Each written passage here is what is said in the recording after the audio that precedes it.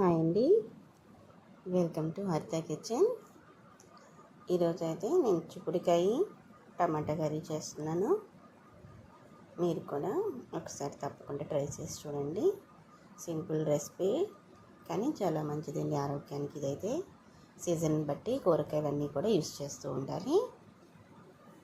ముందుగా స్టవ్ వెలిగించుకుని ప్యాన్ పెట్టుకుని ఆయిల్ వేసుకుని ఆయిల్ కాగిన తర్వాత ఆవాలు జీలకర్ర వేసాను. సన్నగా కట్ చేసుకునే ఉల్లిపాయలు రెండు పచ్చిమిరపకాయలు తీసుకున్నాను. అవి కూడా వేసుకుని ఫ్రై చేసుకోవాలి. ఇప్పుడు చిక్కుడుకాయలు వేస్తున్నాను.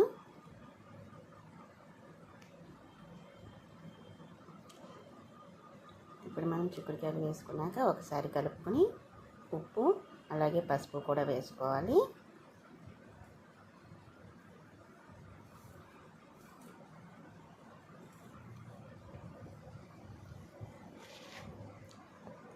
ఇది మనం కుక్కర్లో వేసినా కూడా నేనైతే విజిల్ పెట్టట్లేదండి, మామూలుగానే వండేస్తున్నాను.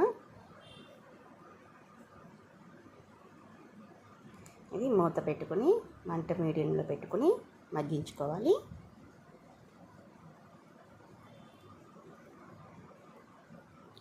ఇందులో ఇప్పుడు టమాటాలు వేస్తున్నాను.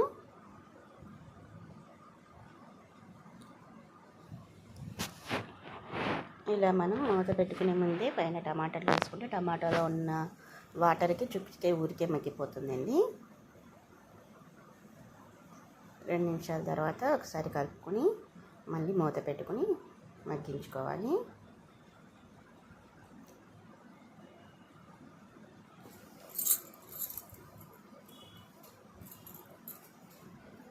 ఇప్పుడు ఇందులో కారం వేస్తున్నాను. కారం అనేది టేస్ట్కి తగ్గట్టుగా వేసుకోండి. ఇందులో ఒక హాఫ్ గ్లాస్ వాటర్ యాడ్ చేస్తున్నాను. ఒకసారి కలుపుకొని మూత పెట్టుకుందాం. ఆయిల్ పైకి వచ్చిన తర్వాత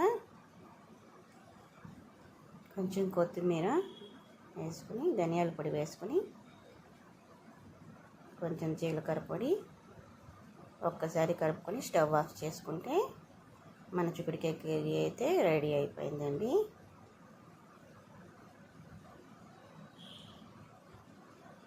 thank you so much for watching. నా వీడియో కనుక మీకు నచ్చినట్టయితే నా ఛానల్ని సబ్స్క్రైబ్ చేసుకోండి. అలాగే వీడియోకి లైక్ కూడా చేయండి. అంతేనండి, చిక్కుడుకాయ టమాటా కర్రీ రెడీ అయిపోయింది. ఇప్పుడు మనం సర్వింగ్ బౌల్లోకి తీసుకుందాం.